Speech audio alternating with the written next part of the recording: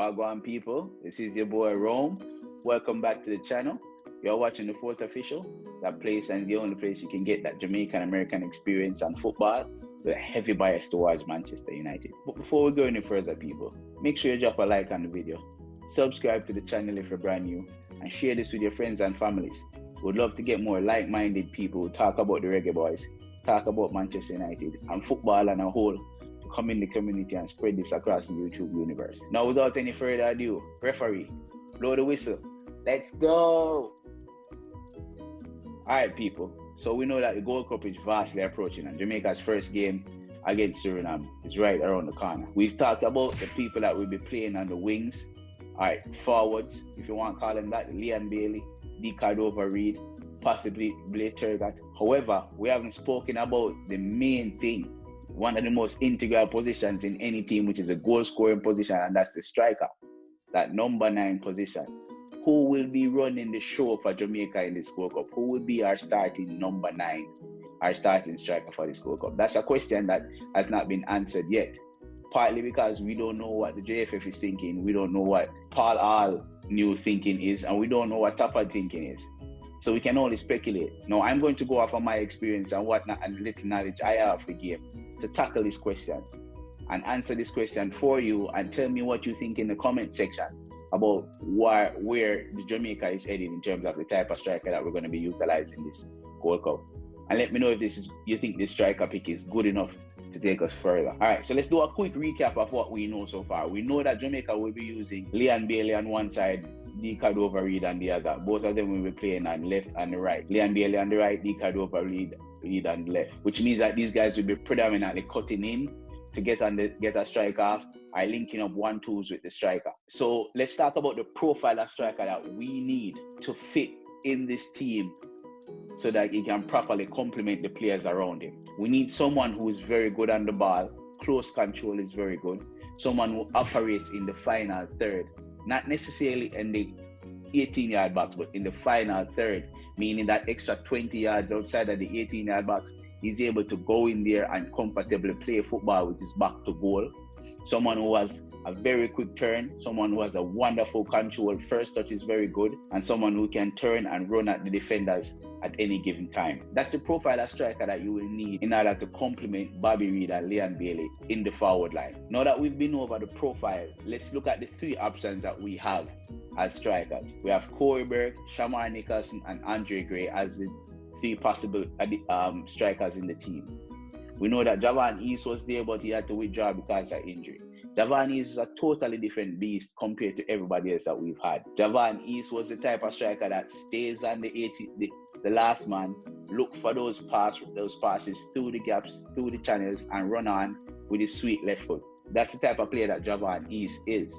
We don't have that anymore in our team, that type of striker that sits on the last man and waits for those passes. Javan East is skillful when the ball is at foot, he's very quick, but we don't have that anymore in our team because he withdraw, obviously. So let's look at first Corey Burke. Now, I won't go into where Corey Burke is playing, what he's done in his career. We all know that, and you guys can do your research on where Corey Burke is coming from. Let's look at the player profile of Corey Burke. Corey Burke is 6'4", very tall, very athletic, very quick, right? But that's not his game in terms of using his height and his athleticism to run the game. Corey Burke is very skillful with the ball to feet. He's very good with his back to goal. And the most important thing about this all is Corey Burke operates mostly outside of the 18-yard box and work his way in. Meaning he'll get the ball with back to goal, make 1 or 2 link-up plays, and then he's just dashing to goal to get in position to score. He's very good on both feet when it comes to hitting the ball and passing the ball, which is very good. Because very often you see that strikers who are not really good on one foot, get the ball on the back foot and then has to do a bunch of stuff to get the ball on their good foot so they can pass the ball, while they just last 3-4 seconds in the attack because they had to get themselves set so they can pass the ball with the right foot. You remind me of Chris Smalling. When Chris Smalling is in the defense and the ball is on his left side, Chris Smalling would literally have to jump on the other side just to pass the ball, because the ball needs to be passed on that side. Same thing with Wan-Bissaka. The only thing they can do is walk from the weak foot. So the point is, Corey Burke is very good at both feet, can make a quick pass, intricate, precise passes on either feet, make a run, which is what you need when the type of play in the profile that we're looking for in terms of coming into the final third, back to goal, someone behind your back, control, pass, move, and get that grab. And then we move to Shamar Nicholson. And Shamar Nicholson, believe it or not, is almost identical when it comes to player profile to Corey Burke. But I said almost because there's a little bit more difference between Corey Burke and Shamar Nicholson.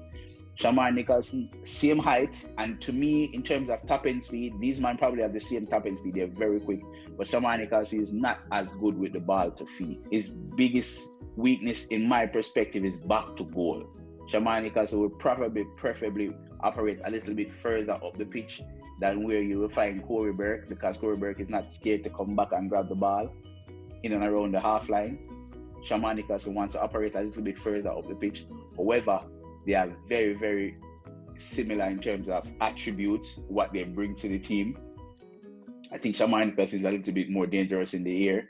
As I said, both men are 6'4", so they could be useful in the air. The most important thing about these two strikers is that they fit exactly in the manner in which Jamaica wants to play.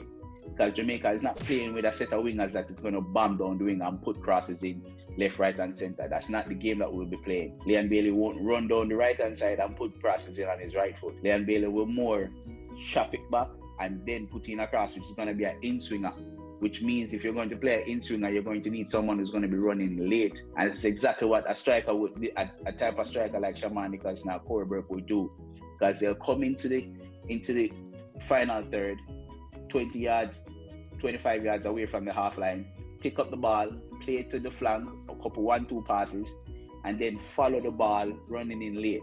Now with Leon Bailey getting passes, man, and cutting it back and putting in an in-swinger, that's the striker that's coming in late to an in-swinging ball, headed goal. You can see that happening play after play. So that's the type of strikers that we need. And I think when it comes to Shamar Nicholson, he wants to operate a little bit closer to goal. And it's back to the goal game, like, with a defender in your back and stuff like that. It's not as good at it as Corey Burke is.